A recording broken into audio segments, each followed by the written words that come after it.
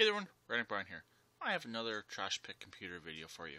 As you can see, it is a small form factor IBM designed for Windows XP Pentium 4 NetVista series.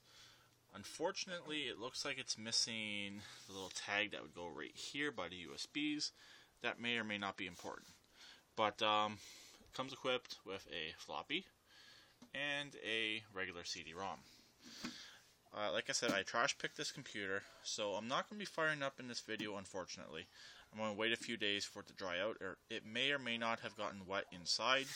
But I've had it open already. Everything all looks pretty good in there. All the capacitors look good.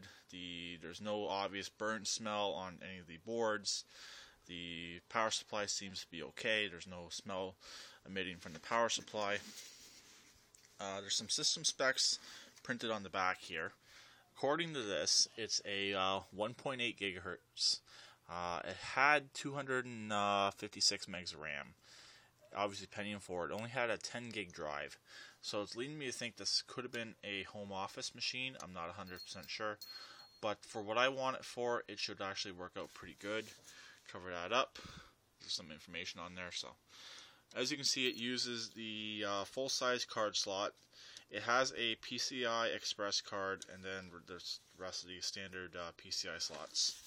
It has an X on the back, but that could mean multiple different things. That they were just one of the machines they were getting rid of because it's an all-black machine, so you can't really marker on it. It has a fan right here. It needs to be resecured. But being a small form factor, this is what I was kind of looking for a machine for an upcoming project. But should actually work out pretty good.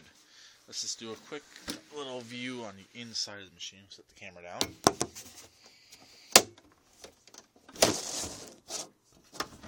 There we go. Quick release case, which I do love about some of these machines. Toolless design. I believe just the floppy and CD-ROM are being held in by screws. Inside, you got your standard PCI slots, all your standard slots inside. Like I said, all the capacitors all look good in here. The power supply looks okay.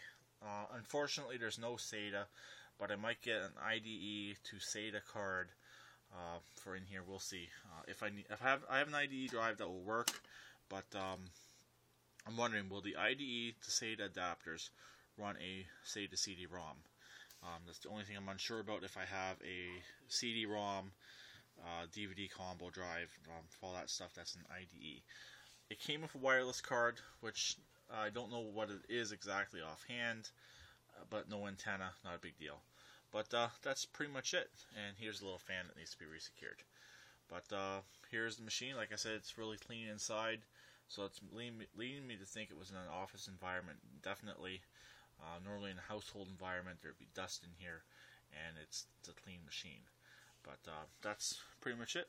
So in a couple days I will probably won't put a hard drive in here. I have a test monitor I use, a keyboard and mouse, and we'll fire up this machine and we'll see if it's any good. But like I said, there's no obvious burnt smells. There's nothing obvious on the motherboard that leads me to expect that this machine will have any problems.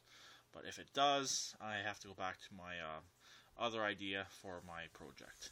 But for my project I'm working on, the motherboard from the other machine actually might fit in this machine.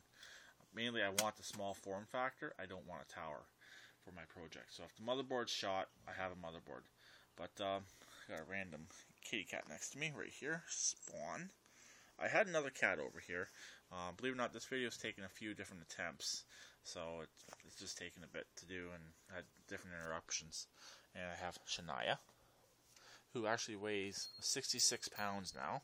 We just got back from the vet just before I found this machine. So, but that's pretty much it. So talk to everyone later.